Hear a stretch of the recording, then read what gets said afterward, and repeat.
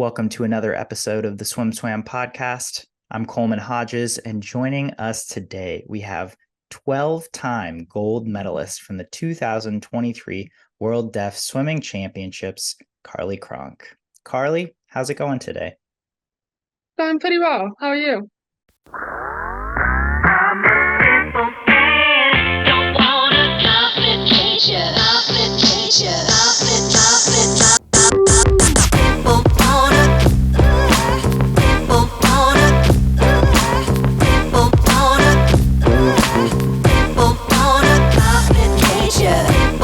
Doing well. I'm excited to get to talk to you about your journey in swimming generally, but specifically about these world championships, which I'm going to start with.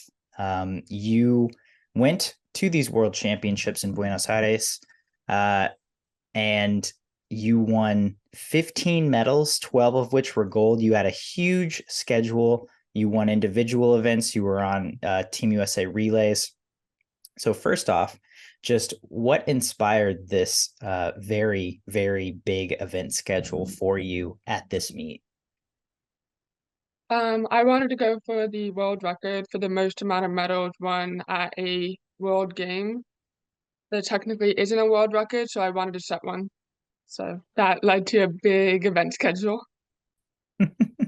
So do you know what the most medals someone had won at a world meet like this before you had been? There is no record for like world, so I don't actually know that. But for Deaflympics, the record is 12, I believe, which I tied for at my Deaflympics. Okay. So you certainly, this is the most medals at a world's meet. I'm guessing the most medals at any meet, any international meet like this, which I could be wrong, but it's a lot. And then in terms of your times or just how you wanted to perform, did you have any goals in that regard? I wanted to try to go for some personal best times, which I did in events that I don't swim, but I ended up adding a lot of time in my actual events, which was really upsetting, but I had a large load, so it wasn't like super disappointing. Yeah. And then just I'm guessing this came through in your training, but how did you handle having that many events, and also maybe what came up throughout the meet? It's a long meet and you're obviously swimming a lot of events. Maybe what came up that surprised you about having that many events? Um, well, training obviously helped me handle that. I train endurance, I train distance. I'm able to do a lot of events and maintain a speed. Like for me, my races were back to back. I had no cool down in between races. So like I swam a 400 IM and I went straight into a 200 fly with no cool down. I had about 5 minutes rest. It was really bad. But like in practice, I've done like a 300 IM and then like 4 minutes rest straight into 200 IM fast off the blocks. So like that definitely helped a lot. Something that surprised me about the meet that helped me was some of the technical difficulties allowed me to get more rest, which like um you would think there's not going to be that many technical difficulties because the mainly the technical difficulty was the strobe, and you would think that would not happen because it's just the strobe is the main part of the meet, but it happened and it kind of made it better on my end because I had more rest. So that is does seem a little ironic that the strobe, the flashing strobe that signals you when to start and jump in the pool off the blocks to start your race, was the main technical difficulty. But as you said, that's great that it worked out well for you. 400 IM into a 200 fly. I mean, can you just that I did you have was that your toughest double? And if so, can you take me through that? Just what was it like going back to back like that, and how did you finish a 200 fly? It was one of my toughest doubles. I mean, on some of the nights I had four events back to back to back. Like I had a mile on one of the nights, and that was like my fourth event. But 200 IM and I mean 400 IM and 200 fly. My 400 IM, I just tried to take it out a little bit smoother.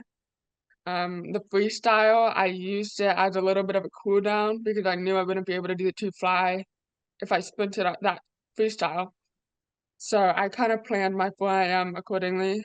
And then my two fly, my main plan was to get to the wall. I focused on my underwaters so I'd be able to use less arms and more legs. It seemed like this plan worked out pretty well for you, but man, that sounds brutal. Taking on doubles, triples, quadruples. So, like you said, swimming, a lot of the toughest events that we have. But again, through all of this, you were able to win 12 golds, 15 medals total. What was your favorite part of this whole experience? It was a 6-day meet. You got to go to Argentina. What did you enjoy the most? Meeting new people. Um, there's so many teams there. There's so many people, and English is very widely taught, which was very nice because Germany, I got to talk to them all the time. Ukraine, we got to talk to them. Britain and Australia were actually there, so that was really nice because obviously they speak English. So every single night, it would be a dinner table with USA, Britain, and Australia, and we would argue on how we say things. So that was just like really funny because they say like things differently. Like their sidewalk is they call it pavement, and we're like it's a sidewalk, and we just defend each other. It's really funny. That sounds like a lot of fun. And that's so cool that at your international meet, like you're able to have dinner with other countries like every night. That's Yeah, I feel like that does not happen in every world's meet, when you're kind of focusing on doing the best for your team. That's really cool. How yeah. how big was Team USA for this meet? We had 3 girls and 4 boys, so 7 people total. Is that a typical size for a roster of this sort? Unfortunately, yes. We're not very widely known, so a lot of deaf athletes don't know about USA swimming, so they don't join. So it was pretty sad. We usually have 4 girls, enough to make a relay, but this time we didn't. I gotcha. Um, and so I guess just springboarding off of that into USA Deaf Swimming. I'm curious at how you've just navigated this journey. Like you said, it's not a very widely known thing to the general public. How did you get into swimming? Well, in swimming general, my whole family swims. I mean, my 2 sisters swam, my brother swam. So I just kind of followed in their footsteps and I stuck with it. USA Deaf Swimming specifically, my dad found out about them. I applied when I was 12, turning 13. Didn't think I would get in, but I ended up getting in, and then I just kept applying every single time a meet would come up. And when you say apply, do you mean applying specifically to like the national team or to be on an international meet roster? Yes, apply to like specifically go to this, to be on the roster for this team to go to that international competition. Mm-hmm. So how many meets have you been on, or sorry, have you attended with USA Deaf Swimming? I've attended 3. Wow. I have 2 Deaf World Championships and 1 Deaflympics.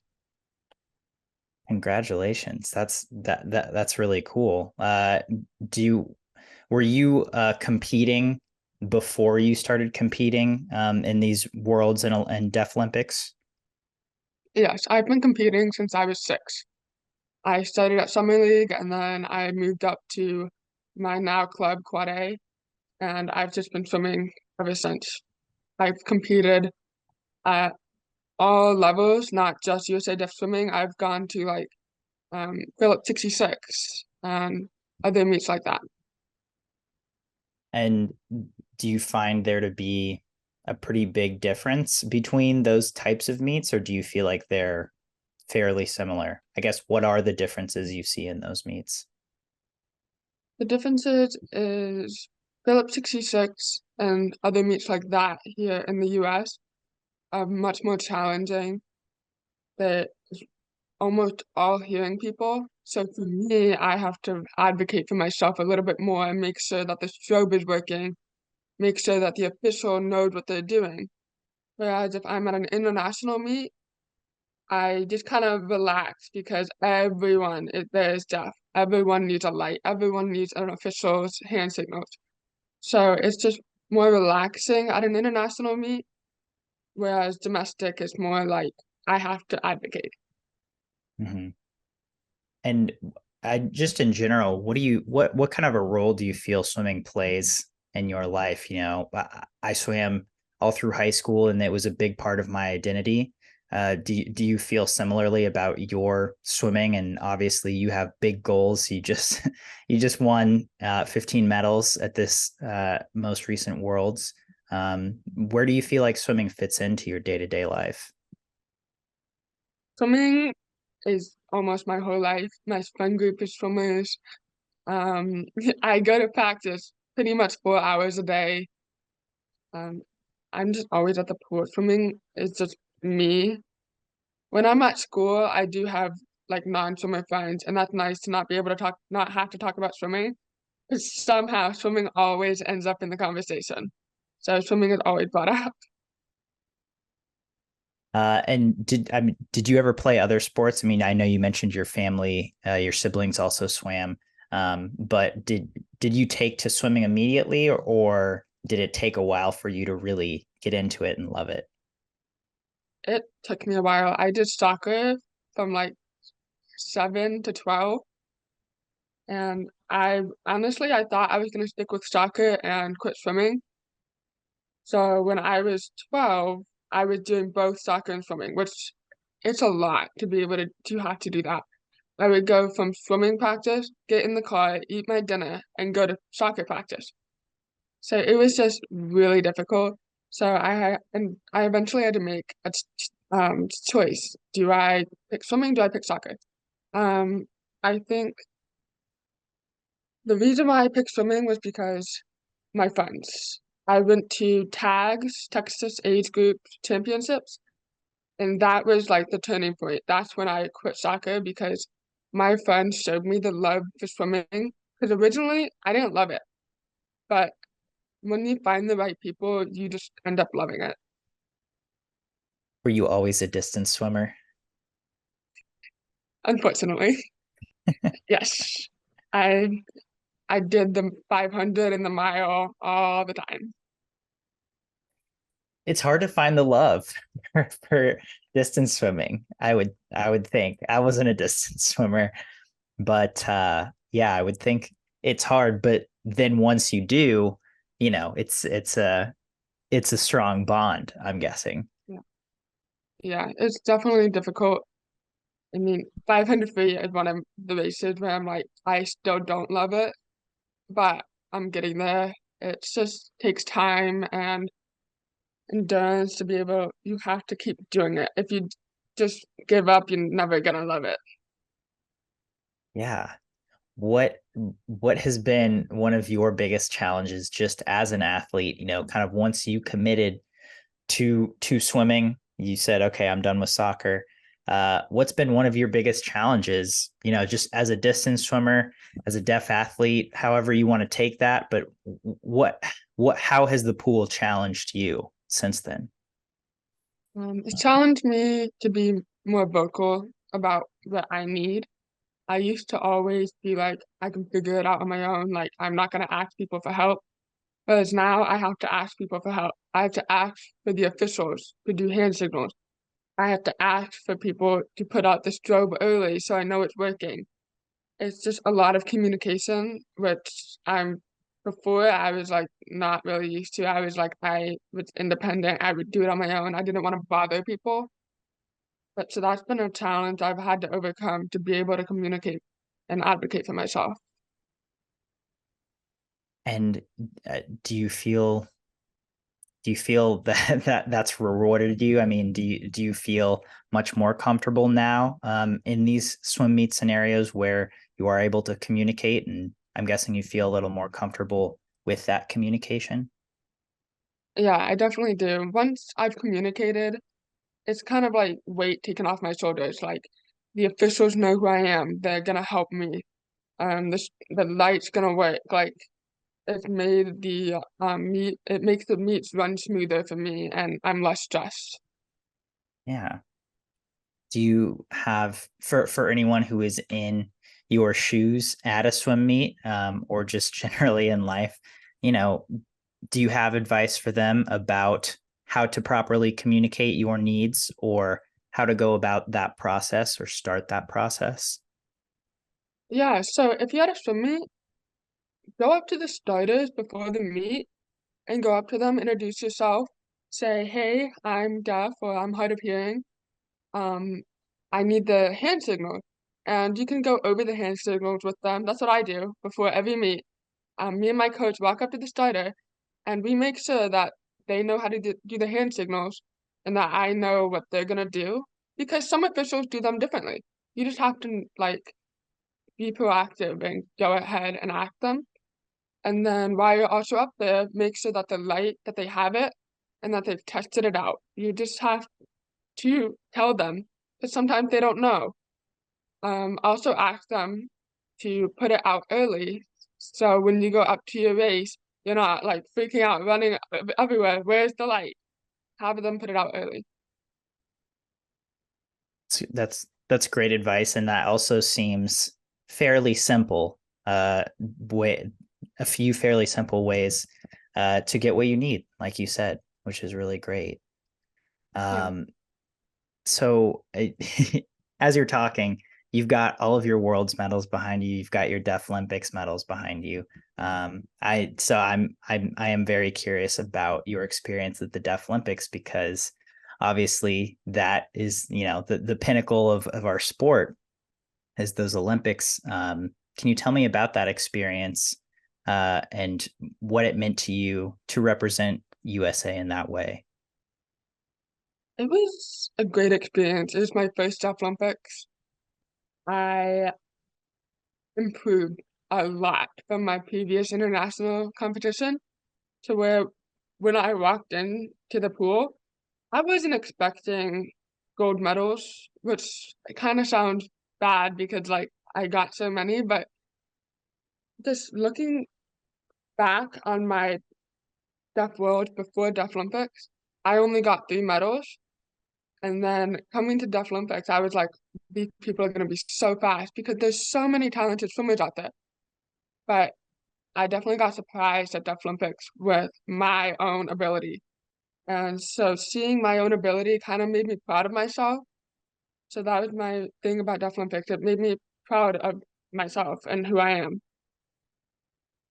Yeah. Can you let's dive into that a little more. Can you compare the two meets, your first worlds versus your first Deaflympics? Yeah. Yeah, yeah, yeah. So my first Worlds, I was 13. Just just turned 13. I was young. I That's when I just quit soccer and I did swimming full time.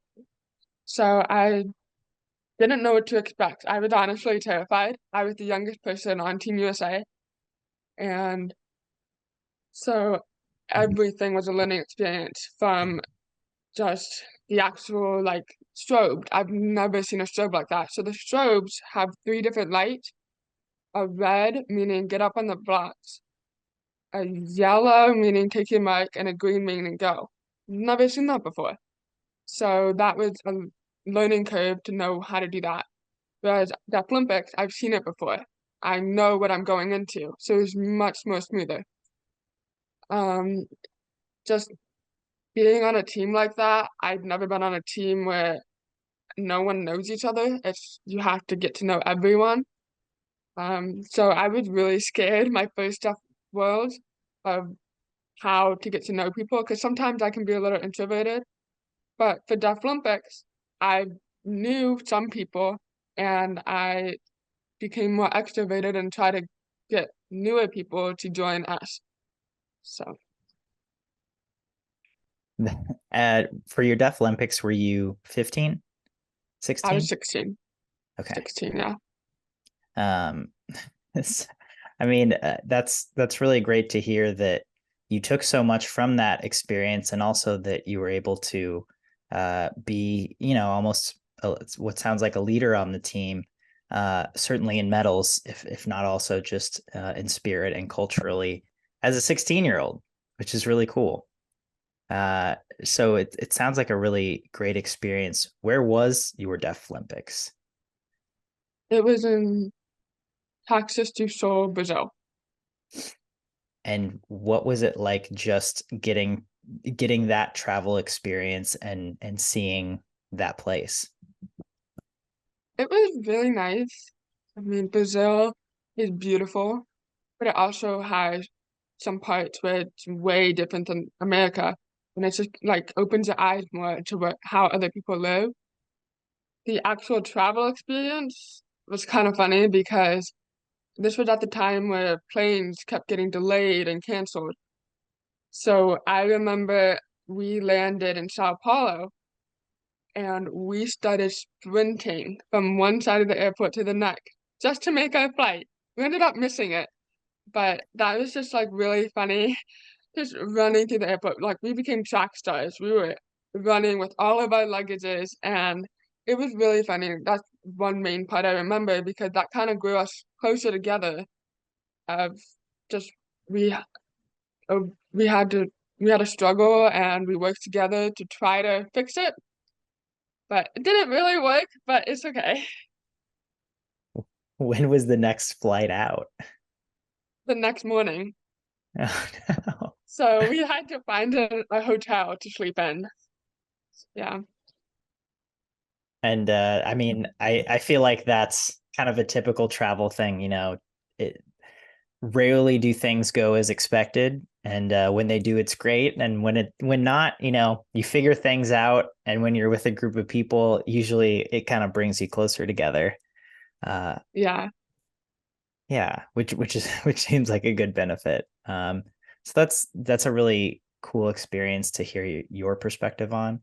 um and circling back to challenges, we sorry, I brought us off of this topic. I'm curious what resources that you have found valuable throughout your swimming and as a deaf athlete, that you might want to bring to light to others who are curious. One thing would be AG Bell. They connect you with professionals that can help you.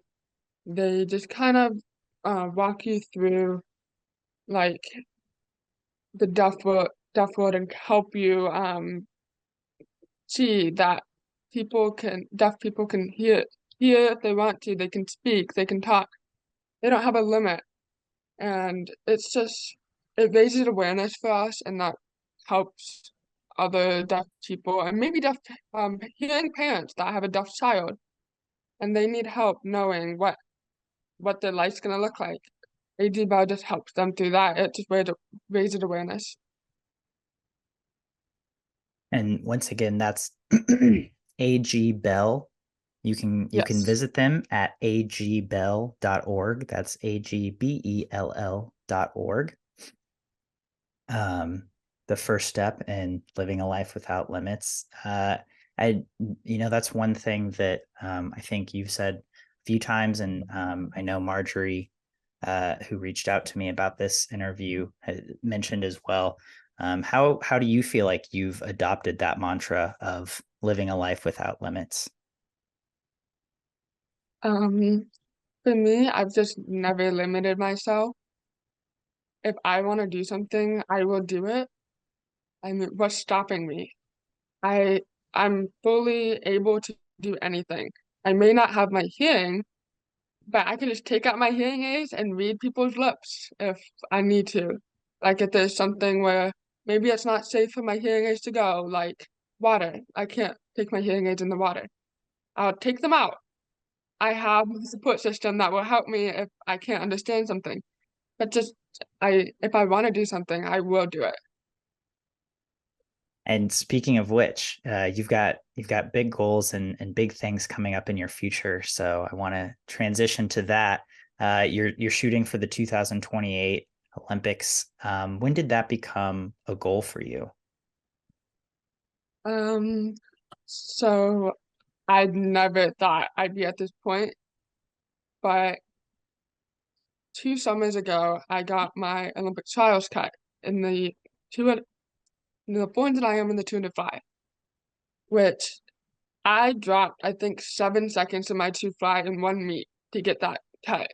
So like it was not in my vision at all. But now that it is, like I'm just excited to go to trials. Right now, my focus is trials because not exactly the Olympics, like that would be so cool. But at the same time, there's so many talented swimmers out there. It's just a large competition that it's going to be tough. Yeah, which is an incredible goal. I mean, just making trials is I was talking to another athlete who had qualified for trials, and for the majority of athletes, that's like the pinnacle of swimming, right? Is getting to go to Olympic trials and just experience that. Were you at the trials in Omaha 2 years ago by chance? No, I wasn't. It is such a unique meet and experience, and I hope you get to experience the 24 trials in some way, and the 28 trials as well. But it, especially with being in a football field, I don't even know what to expect, and I've been to the last three versions of this meet, as a spectator or as a member of the press. But it's a wild meet, and I would recommend any swimmer who is able to experience it. So that's really exciting for you. And then you're going to Notre Dame. In Are you a junior in high school this year or a senior? I'm a senior. So you'll be at Notre Dame next fall, which is, first off, congratulations, and Thank second you. off, what prompted Notre Dame? What made that the right decision for you? Well, first off, the coaches are amazing. You can talk to them just like they will listen and they're so easy to talk to. It's like they become your friends. You also respect them. They're amazing coaches. And I'm really excited to work with them and become faster. And then the campus is beautiful. From the moment I stepped on campus, I was like, this is it. Like it's beautiful. Everyone there welcomed me with open arms. All the my future teammates, they're so sweet. And I just felt at home there. Like I went on multiple visits, whereas Notre Dame just like it just felt right. It's the feeling for some juniors right now that are recruiting. They might not understand, but if you've committed, like you kind of know, like that feeling is just that's what I got from Notre Dame. That's incredible to hear. And I'm also just curious, what are you looking forward to most about just swimming in college and being a student athlete? Um, I'm looking forward to the experiences. It might be my last 4 years of swimming, so I'm hoping to make the most of it. We'll see. I'm also excited. I'm in the ACC's championship, and we just got Cal and Stanford and SMU to join us, which is going to be a great experience. I mean, that's more competition, and I think it's going to be a lot of fun, and it's going to be definitely intense and difficult, but I think it'll be great. SMU is where my brother went, so it'll be nice to see SMU maybe versus Notre Dame because they're in our conference now. But it'll be cool to see the two teams that I love go against each other. That is a very cool connection. I love how small the swimming space can be sometimes, and how there are constant reminders that we are one big community. In a way, such as my brother swam at SMU, I'm going to swim at Notre Dame, and now we're both in the ACC, which is really great. Well, Carli, thank you so much for taking the time to sit down and chat with us. It's been really great to hear your story and perspective on your swimming career and what's to come. Any parting thoughts you'd like to share before we sign off today? I can't think of anything other than if you're a deaf athlete, just don't let anyone limit you. You go for what you want to go for.